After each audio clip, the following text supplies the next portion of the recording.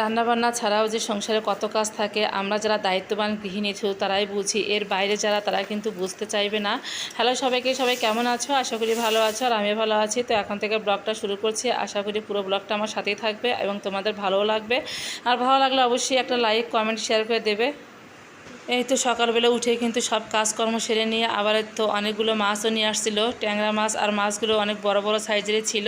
তো সেই মাছগুলো কেটে কুটে ধুয়ে পরিষ্কার করে নিয়েছি। তো রান্নাবান্নার জন্য একটু রেখে দিলাম আর 2টা প্যাকেট করে রেখে দিলাম, যেদিন রান্না করব তখন বের করে নেব। তো এদিকে মাছগুলো কেটে কুটে পরিষ্কার করে নিয়ে আবার স্নানটা সেরে নিলাম, যেহেতু মাছগুলো আমি স্নানের আগে কেটে নিয়েছি। আর স্নান করার আগে মাছটা কাটলে অনেক ভালো হয়। তো চান টান সেরে আবার এসে দেখি যে লুডুস নিয়ে আসছে, চিড়া নিয়ে আসছে। তো ভাবলাম যে এগুলো গুছিয়ে রাখি। তো মেয়ে বলছে 1 প্যাকেট লুডুস খাবে, তো ওকে আবার সিদ্ধ করে দিয়েছি। তো খেয়ে নিয়েছে। তো আবার চলে আসলাম, এই তো সে লুডুস সিদ্ধ করে যে হাঁড়িটা বের হয়েছিল সেটা পরিষ্কার করে নিচ্ছি। বেসিনে ছিল কড়াই, তো কড়াইয়ের মধ্যে কালকে রাত্রিতে দুধ জাল দিয়েছিলাম, আর একটুখানি দুধ ছিল। তো জাল দিতে গিয়ে দেখি ছানা হয়ে গেছে। তো ছানাটুক খেয়ে নিয়ে তারপরে সব পরিষ্কার টরিষ্কার করে নিয়ে আবার চলে যাব রান্নাবান্নার জন্য। দুপুরে কি রান্নাবান্না করব। তো এখানে কেটে নিয়েছে তো আলু, পটল আর বেগুন। আজকে ট্যাংরা মাছ আলু পটল দিয়ে রান্না করব, অনেকদিন হলো খাওয়া হয় না ট্যাংরা মাছটা। আর মাছগুলো এত টাটকা ছিল আর বড় বড় ভিতরে ডিমও ছিল। তো এখানে নিয়েছি নিম পাতা, অনেকদিন হলো নিম পাতা ভাজি খেতে ইচ্ছে করেছে ওর বাবার। তো অনেকগুলো নিম পাতা নিয়ে আসছে, তো ভাবলাম যে কিছু নিম পাতা ভাজি করি। তো সব কিছু কেটে কুটে গুছিয়ে নিয়ে আবার চলে আসলাম রান্নাবান্নার জন্য। তো এখানে মাছগুলো হলুদ লবণ দিয়ে মাখিয়ে নিচ্ছি, নিয়ে তো কড়াইয়ে দিয়ে দিলাম। তো মাছগুলো সুন্দর করে ভাজি করে নেব। আজকে বেশি খুব একটা কড়া করব না, যেহেতু টাটকা মাছ হালকা করে ভাজি করে নিলে কিন্তু খেতে অনেক মজা লাগবে। আর ট্যাংরা মাছের ঝোল খেতে কিন্তু খুবই ভালো লাগে। তো আজকে আমি ট্যাংরা মাছ দিয়েই অনেক মজা করে ঝোল রান্না করব, একদম পেঁয়াজ রসুন ছাড়া। যাই হোক, মাছগুলো সুন্দর করে ভাজি করে নিচ্ছি। এক হাতে একটা সংসার সামলাতে যে কত কষ্ট হয় শুধু সেই জানে যে সংসারটা সামলায়। ছেলে পুলে তাদের স্কুল থাকলে তাদের জন্য কিন্তু টাইমে রান্না বান্না, আবার দেখা যায় তাদেরকে পড়াশোনা করানো, সব কিছু মিলে কিন্তু একটা সংসারে অনেক ঝামেলা থাকে। তো একদিকে সংসারে কাজকর্ম, আরেক দিকে রান্না বান্না, আবার এর মধ্যে ছেলে মেয়ের ঝামেলাও থাকে, এটা খাবো ওটা খাবো, একটা বায়না থাকে, সেগুলো করতে হয়।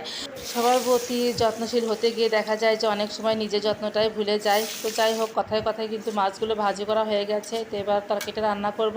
তো প্রথমেই তেলে আমি দিয়ে দিলাম গোটা জিরে আর আলুগুলো ভালো করে ভেজে নিয়ে তারপর পটল আর বেগুন দিয়ে অনেক সুন্দর করে ভাজি করে নেবে, একটু হলুদ লবণ দিয়ে দিয়েছি।